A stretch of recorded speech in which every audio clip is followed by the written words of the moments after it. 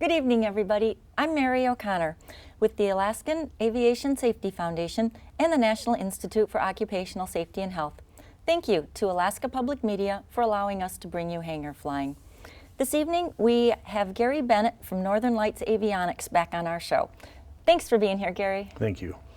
So, last time we were talking about limitations with, say, a Super Cub and installation of ADSB equipment. Sure. So, if you have a limited panel, is it possible to use a tablet or an iPad or something like that to display what you need to see rather than have a glass cockpit installed? Yes. With the total overhaul? Absolutely. It's a good question because, you know, tablets and iPhones and Android devices and things like that have become very popular in finding their way into the cockpits, you know, mainly for flight navigation information and things like that.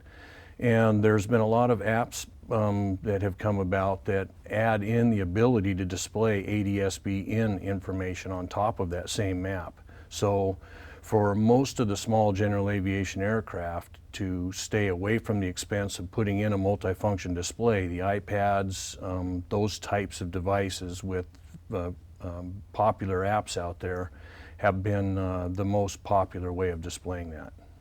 And I suppose that helps cut back on price if somebody already has a tablet or some kind of device that they're used to using. Yep, yeah, so a lot of people are using the same device that they surf the web with and shop Amazon and go flying, you know. And so with that, it becomes a very powerful tool in the cockpit. So that's just one of the questions that pilots might be thinking of when they think about, well, should I equip with ADSB or how should I equip if they make that commitment to do so? What are some other questions that they might want to consider when they are looking at their options for equipping?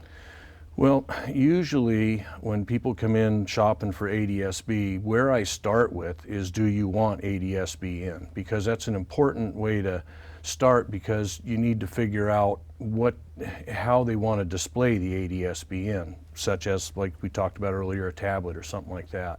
So I usually start with that. A lot of people already have a favorite type of app that they're using for flying with, and not all apps are compatible with all the different types of equipment. So that type of information helps steer you down the path of what type of equipment that you want to put in to have the ADSB out.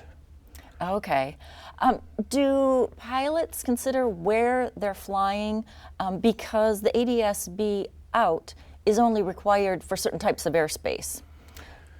That's correct. And for Alaska, really, there's a very, very small chunk of airspace where in 2020, when the mandate hits, that you're going to be required, and that's basically the Anchorage Class C airspace and above it.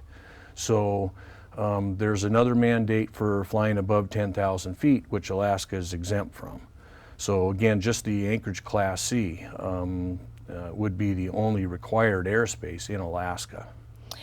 And we talked a little bit about redundancies and confusion, and one thing that pilots really shouldn't assume is that their ADSB takes the place of a satellite tracking device or a transponder or an ELT. That ADSB is one unit, but it serves its own purposes, and they still need to have some additional safety features, correct? Yes, that's correct. So really, we look at the ADSB as the modern day transponder. So that really takes the place of what ATC is going to be needing and requiring here in the future for flight following and vectoring in airspace and things like that. And at the same time, you get the benefit of possibility having the in. Like you'd mentioned, ELTs and satellite tracking devices, those are two other separate items that are important, possibly important for the operator. And do you think that it is important for pilots to consider the safety features of the ADSB as a reason to equip for in? Sure. The majority of the customers that we have equipped with ADSB out and in are really doing it for their own safety benefit. And that's what we found. And I usually start off with, finding out what type of flying they do, where they fly in and out of, and let them know that, be upfront with the fact that, look, it doesn't sound like your type of flying is going to require this.